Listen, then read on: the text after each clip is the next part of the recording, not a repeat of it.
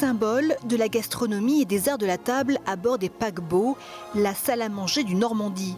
Le célèbre transatlantique né en 1935 dans les chantiers navals de Saint-Nazaire. Vaisselle, argenterie, mobilier, les passagers de la première classe s'offrent un voyage de très grand luxe jusque dans leur assiette. Ce paquebot a la particularité d'avoir une salle à manger qui est plus longue et plus large que la Galerie des Glaces de Versailles. Elle est vraiment là pour montrer la puissance et le génie, le savoir-faire d'une nation.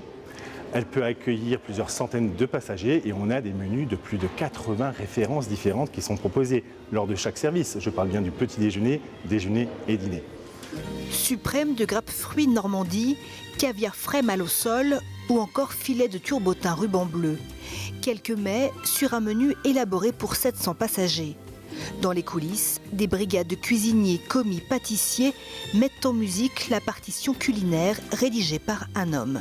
C'est un objet évidemment rare, enfin plus que rare, il est totalement unique, puisque c'est le cahier de menu autographe, donc écrite vraiment de sa main, du chef Gaston Magrin, qui est un des grands chefs mythiques de la Compagnie Générale Transatlantique, qui va être chef à bord d'Île-de-France et à bord de Normandie. C'est le grand chef de Normandie. Ce cahier et quelques-uns des 600 menus détenus par le musée vont être présentés au public jusqu'à l'automne. Des menus imprimés à bord des paquebots dès 1906, illustrés par de très grands artistes de l'époque, bilingues parfois ou encore cachers. Il raconte d'abord la différence sociale entre les classes, puisque suivant la classe dans laquelle on est, on ne mange pas la même chose. Il raconte évidemment le raffinement et la mise en avant de la gastronomie française.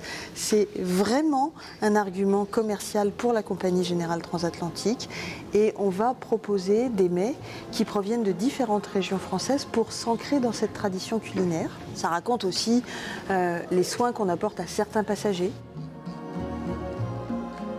Une alimentation à bord qui témoigne de la grande histoire des voyages transatlantiques.